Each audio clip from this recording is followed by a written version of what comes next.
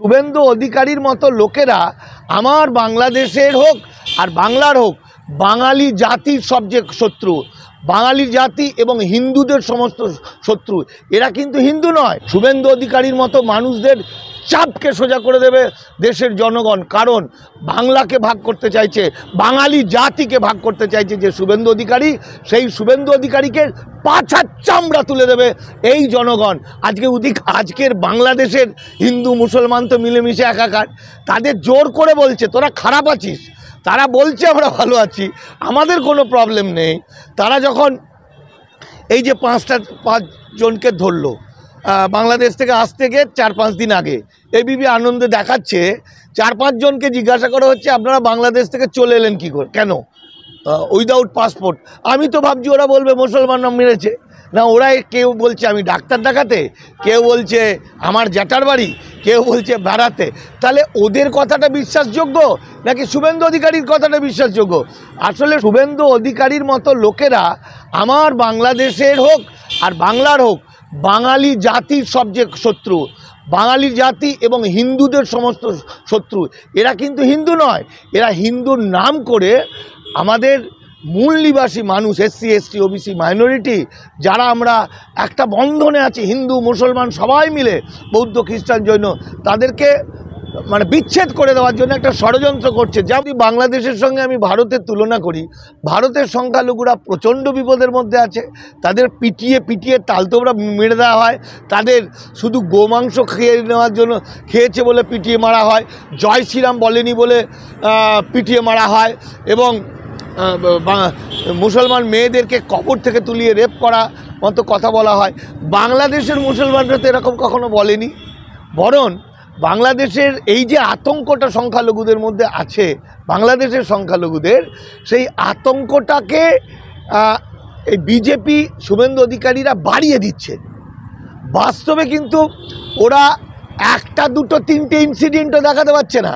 এই যে বলছে বাংলাদেশে জেনোসাইড চলছে, আরে ভাই ভারতবর্ষে 5 থেকে 550 মণিপুরি নাগা কুকি গৃহযুদ্ধ লাগিয়ে বিজেপি সরকার কোন করালো, গলা কাটা, গলা কেটে, রিভলভার দিয়ে মেরে, স্টেন গান দিয়ে মেরে। আর বাংলাদেশ নিয়ে জ্ঞান দিচ্ছে। বাংলাদেশ 5ই আগস্টের পর থেকে বুক ফুলিয়ে রাষ্ট্রের গুলির মুখে 1,500 প্রাণ দিয়েছে। আরে বাঙালিরা আজকে পর্যন্ত সেই 5ই আগস্ট থেকে 9 জন মারা গেছে। তাহলে কোথাও তুলনা চলে? ফলে এটা কিছুই নয়, এটা হচ্ছে বাংলাদেশ থেকে যারা অবৈধ পথে ভারতবর্ষে এসেছেন অথবা এখনও আসার চেষ্টা করছেন, এই মানুষগুলোকে একদম ঠাকুর দেবতা হিন্দু হিন্দু হিন্দু হিন্দু করে একটা জায়গায় ঘিরে দিচ্ছে। আজকে শুভেন্দু অধিকারী সভা করলেন রানী রাসমণিতে, সেখানে বললেন এখানকার হিন্দুরা নাকি মহা বিপদে আছে। বাংলাদেশ যেমন ইউনিট সরকার হিন্দুদের উপর অত্যাচার করছে, এখানে মমতা সরকারও হিন্দুদের উপর অত্যাচার করছে। কি বলবেন বিষয়টা নিয়ে? দেখুন, এরা আমরা দেখেছি, বাম আমলে দেখেছি যখন ব্রিগেড প্যারেড গ্রাউন্ডে আসতো না, তখন ওই CPM লোকদেরকে নিয়ে আসতো গ্রাম থেকে এবং একা কাউকে ছাড়তো না। তা রাস্তা পার হওয়ার সময়ও তাদের পিছনে কোনো না কোনো লিডার থাকতো, যাতে সে 5টা লোকের সঙ্গে কথা বলতে না পারে। আবার ঠিক কীরকম ব্যাপারটা ছিল, অনেকটা সে মাছ যেমন নিয়ে যায় ঘাড়ে করে, মাছের ধানি বা পোনা থাপ্পড় মারতে মারতে নিয়ে যায়, তো মাঝিরা মাছ বেটা মনে করে আমরা বুঝি সেই পুকুরেই আছি যে পুকুরে আমি ছিলাম। তো সেই রকম এই যে বিজেপি এবং শুভেন্দু অধিকারীরা বাংলাদেশ থেকে আসা 71 সালের পরেই হোক আর 50-60 সালের পরেই হোক, সেই উদ্বাস্তু মানুষদেরকে গিলে খেয়ে নেবে। এই যে আইন কানুন সব প্রণয়ন হয়ে গিয়ে এখন ইমপ্লিমেন্ট হচ্ছে, লাগাতার চলছে এই কাজগুলো, এরা যাতে বুঝতে না পারে এই জন্য এদের তা দিয়ে রেখেছে। এদেরকে সবসময় এরা অন্য লোক আমাদের সঙ্গে যোগাযোগ রাখতে পারবে না, এরা প্রগতিশীল কোনো কথা শুনবে না, এরা আইনের কোনো কিছু শুনবে না।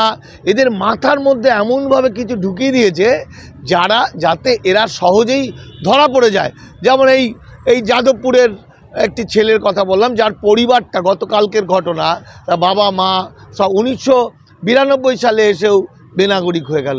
যেমন বর্ধমানের আমাদের ঘনিষ্ঠ একটি ছেলে, এরা সবাই হিন্দু, এদের বউ বাচ্চা নিয়ে সব বেনাগরিক হয়ে গেল। এই যে আমি এখনই এসছি 1976 সালের মাইগ্রেশন সার্টিফিকেট নিয়ে এসছে, এখন আমার কাছে এসছে লং টার্ম ভিসা নেওয়ার জন্য। শুভেন্দু অধিকারীরা এটা একটা কৌশলটা ঠিক এরকম, সাপের গর্তে ধোঁয়া দিয়ে দিচ্ছে, তা ধোঁয়া দিয়ে যেই সাপ বেরিয়ে আসবে তখন পিটিয়ে মারবে, অর্থাৎ বাংলাদেশিদের ধরবে। এই যে একদিকে মানে একটা এমন এক ঘটনা ঘটছে, একদিকে ভারত সরকার বাংলাদেশে তার বৈদেশিক ডিপার্টমেন্ট থেকে খুব দায়িত্বশীল মানুষকে পাঠাচ্ছেন ইউনিট সরকারের সঙ্গে আলোচনা করার জন্য ব্যবসা বাণিজ্য। আবার গতকালকে ট্রাক আলু পাঠিয়ে দিয়েছে।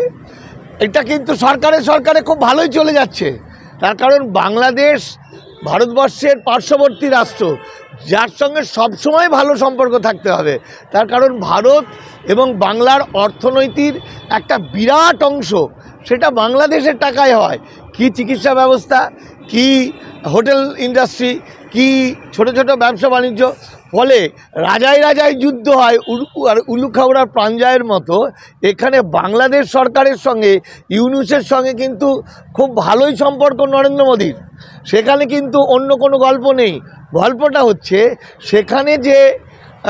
সেখান থেকে যে ধর্মান্তরিত, সেখান থেকে যে অত্যাচারিত হয়ে বলে, এখানে এসে বলে অনেকেই যে বাংলাদেশে মুসলমানদের ভয়ে আমরা ভারতে চলে আসতে বাধ্য হয়েছি। এটা তো কিছুটা সত্যি হলো, ম্যাক্সিমাম তো মিথ্যা। বাংলাদেশে লুট করেছে, খুন করেছে, ব্যাংক ডাকাতি করেছে, তারপর পালিয়ে এসছে। আবার বাংলাদেশে পৃথিবীর সমস্ত কান্ট্রিতে সংখ্যালঘুরা ভয়ে থাকে, সংখ্যাগুরুরা তাদের ভয় দেখায় অথবা বুক দিয়ে আগলে রাখে। আজকে যদি বাংলাদেশের সঙ্গে আমি ভারতের তুলনা করি, ভারতের সংখ্যালঘুরা প্রচণ্ড বিপদের মধ্যে আছে। তাদের পিটিয়ে তালতোবড়া মেরে দেওয়া হয়, তাদের শুধু গোমাংস খেয়েছে বলে পিটিয়ে মারা হয়, জয় শ্রীরাম বলেনি বলে পিটিয়ে মারা হয়, এবং মুসলমান মেয়েদেরকে কবর থেকে তুলিয়ে রেপ করা মতো কথা বলা হয়। বাংলাদেশের মুসলমানরা তো এরকম কখনো বলেনি, বরং বাংলাদেশের এই যে আতঙ্কটা সংখ্যালঘুদের মধ্যে আছে, বাংলাদেশের সংখ্যালঘুদের সেই আতঙ্কটাকে এই বিজেপি শুভেন্দু অধিকারীরা বাড়িয়ে দিচ্ছে। বাস্তবে কিন্তু ওরা একটা দুটো তিনটে ইনসিডেন্টও দেখাতে পারছে না। এই যে বলছে বাংলাদেশে জেনোসাইড চলছে, আরে ভাই, ভারতবর্ষে 5 থেকে 550 মণিপুরি নাগা কুকি গৃহযুদ্ধ লাগিয়ে বিজেপি সরকার কোন করালো? গলা কেটে, রিভলভার দিয়ে মেরে, স্টেন গান দিয়ে মেরে। আর বাংলাদেশ নিয়ে জ্ঞান দিচ্ছে। বাংলাদেশ 5ই আগস্টের পর থেকে বুক ফুলিয়ে রাষ্ট্রের গুলির মুখে 1,500 প্রাণ দিয়েছে। আর এই বাঙালিরা আজকে পর্যন্ত সেই 5ই আগস্ট থেকে 9 জন মারা গেছে। তাহলে কোথাও তুলনা চলে?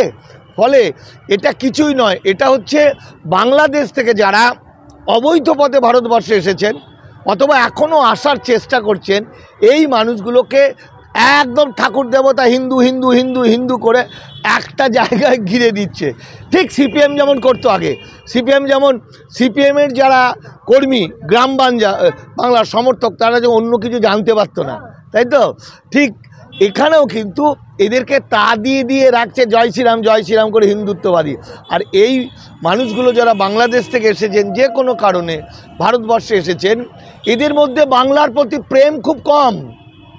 বাঙালি হলেও তারা কিন্তু বাংলার সর্বনাশ করব, ভারতের সর্বনাশ করব, সারা পৃথিবীতে ছড়িয়ে দেব যে ভারত বাংলাতে গেলে পরেই রেপ হয়ে যাবে।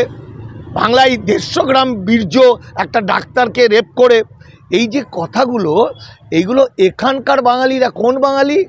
বাংলাদেশ থেকে আসা বেশিরভাগ বাঙালি যারা বাংলাকে ভালোবাসে না, তাই তারা হয়ে গেছে না ঘরকা না ঘাটকা। বাংলাদেশে তারা যেতে পারবে না, আবার বাংলায় তারা থাকতে পারবে না। তাদের স্বভাবটা এত খারাপ হয়ে গেছে। দেখুন, এই যে শুভেন্দু অধিকারী বলছে যে হিন্দুরা আজকে সংকটে, এই ওপার বাংলা যেমন সংকটে, এপার বাংলা সংকটে। মানে হিন্দুরা আজকে বলছে ওপার বাংলায় মন্দির পুড়িয়ে দেওয়া হচ্ছে, এপারে নাকি আপনার মুর্শিদাবাদের বেলডাঙ্গে নাকি 50টা মন্দির ভেঙে দেওয়া হয়েছে, যা সরকারি রিপোর্ট, পুলিশ প্রশাসনের রিপোর্টে নেই। কিন্তু শুভেন্দু অধিকারী এই মিথ্যা ছড়াচ্ছে। শুনুন, আমি বেলডাঙ্গা বলার আগে একটু কাশ্মীরের কথা বলি। 92-তে যখন বাবরি মসজিদ দাঙ্গা হয়, সেই দাঙ্গার সময় ওরা যে মূল প্রচারটা করেছিল, 3,500 মন্দির ভেঙে দিয়েছিল কাশ্মীরে মুসলমানরা, শ্রীনগর এবং কাশ্মীর মিলে। কিন্তু পরবর্তী সময় ফ্যাক্ট ফাইন্ডিং করে টাইমস অফ ইন্ডিয়া বলছে একটা কিছুটা ভাঙা অবস্থায় পাওয়া গেছিল 3,500-এর মধ্যে মন্দির, তাও অন্য কারণে। এখানে আপনার বেলডাঙ্গাই হোক আর এখানে যে কোনো শ্যামপুরি হোক, সমস্ত জায়গাতেই এখানে কিন্তু একটা গণ্ডগোল লাগানোর চেষ্টা করছে। যদি লাশ না হয়, যদি গণ্ডগোল না লাগে, এখানের মুসলমানরা তো লড়াই করছে না, কারণ বাংলার হিন্দু মুসলমান তো মিলেমিশে একাকার। ঠিক আজকের বাংলাদেশের হিন্দু মুসলমান তো মিলেমিশে একাকার। তাদের জোর করে বলছে তোরা খারাপ আছিস, তারা বলছে আমরা ভালো আছি, আমাদের কোনো প্রবলেম নেই। তারা যখন এই যে 5 জনকে ধরলো বাংলাদেশ থেকে আসতে গিয়ে 4-5 দিন আগে, এবিপি আনন্দে দেখাচ্ছে 4-5 জনকে জিজ্ঞাসা করা হচ্ছে আপনারা বাংলাদেশ থেকে চলে এলেন কী করে, কেন, উইদাউট পাসপোর্ট। আমি তো ভাবছি ওরা বলবে মুসলমানরা মেরেছে না, ওরা কেউ বলছে আমি ডাক্তার দেখাতে, কেউ বলছে আমার জ্যাঠার বাড়ি, কেউ বলছে বেড়াতে। তাহলে ওদের কথাটা বিশ্বাসযোগ্য নাকি শুভেন্দু অধিকারীর কথাটা বিশ্বাসযোগ্য? আসলে শুভেন্দু অধিকারীর মতো লোকেরা আমার বাংলাদেশের হোক আর বাংলার হোক, বাঙালি জাতির সবচেয়ে শত্রু, বাঙালি জাতি এবং হিন্দুদের সমস্ত শত্রু। এরা কিন্তু হিন্দু নয়, এরা হিন্দুর নাম করে আমাদের মূল নিবাসী মানুষ, SC ST OBC মাইনরিটি, যারা আমরা একটা বন্ধনে আছি হিন্দু মুসলমান সবাই মিলে, বৌদ্ধ খ্রিস্টান জৈন, তাদেরকে মানে বিচ্ছেদ করে দেওয়ার জন্য একটা ষড়যন্ত্র করছে। যেমন ধরুন এই উদ্বাস্তু মানুষগুলো এতটাই বোকা, আজকে এরা শুভেন্দু অধিকারী কি বলেছিল, গত বছর বলেছিল যে গত 2 বছর আগে বলেছিল গুজরাটে CA দেওয়া শুরু হয়ে গেল, মানে নাগরিকত্ব দেওয়া শুরু হয়ে গেল। আমি তখন একটা জুতো তুলে বলেছিলাম মারব, একটা 4 অক্ষরের গালাগালি দিয়েছিলাম, এখন বদ্ধ হয়ে গেছি। হ্যাঁ, তো গালাগালি দিলাম। তো শুভেন্দুর 14 গোষ্ঠীর ক্ষমতা হলো না আমার এগেনস্টে কোনো কমপ্লেন করতে। পরবর্তী সময় প্রমাণ হলো আমি যা বলেছি সেটা ঠিক। তো ন্যাড়া কবার বেলতলায় যায়, আমাদের এখানকার উদ্বাস্তুরা 1000 বার যায়। অথচ দেখুন এরা CA করলো, CAতে নাগরিকত্ব দেওয়া হবে, সে যদি মঙ্গল গ্রহ থেকে আসে, যদি হিন্দু হয় CAতে আবেদন করে নাগরিকত্ব। কিন্তু আমরা প্রমাণ করে দিলাম CAতে আবেদন করলেই ধরা পড়ে যাবে। এই যে মুখ্যমন্ত্রী মমতা ব্যানার্জি, সে আমাদের যে কথাটা দামাল বাংলা যে কথাটা বলছেন, দলিত আদিবাসী মাইনরিটি বা আমার গবেষণায় যেটা উঠে এসছে, সেটাই তো মুখ্যমন্ত্রী মমতা ব্যানার্জি মেনে নিলেন। এবং মমতা ব্যানার্জি বললেন যেটা, সেটার সঙ্গে আমার বলার পার্থক্য কোনটা? আমার সঙ্গে পার্থক্য হচ্ছে আমি বলেছিলাম বা আমরা বলেছিলাম CAতে আবেদন করলে খতম, আর মুখ্যমন্ত্রী মমতা বন্দ্যোপাধ্যায় বললেন CAতে আবেদন করলে বেনাগরিক হয়ে যাবেন, কোনো অধিকার থাকবে না। দুটোর মধ্যে কোনো পার্থক্য নেই। পার্থক্য আছে। পার্থক্য হচ্ছে মানিক ফকির একটি সত্যি হরিদাস পাল, একটা সাধারণ মানুষ, আমি ফকির। আর মুখ্যমন্ত্রী মমতা বন্দ্যোপাধ্যায় বিশ্বের অন্যতম একজন মহিলা, যিনি বুক ফুলিয়ে টান করে এই মানুষগুলোর পাশে আছে, উদ্বাস্তুদের পাশে আছে। তাই তো অমিত শাহ এবং কেন্দ্রীয় সরকার বারবার গালাগালি দিচ্ছে, বারবার হুমকি দিচ্ছে এই উদ্বাস্তুদের, ইল্লিগাল মাইগ্রেন্টদের, সমস্ত উদ্বাস্তু ইল্লিগাল মাইগ্রেন্ট। শুভেন্দু অধিকারীরা যে মিথ্যাচার ছড়াচ্ছে, এই যে রাত দিন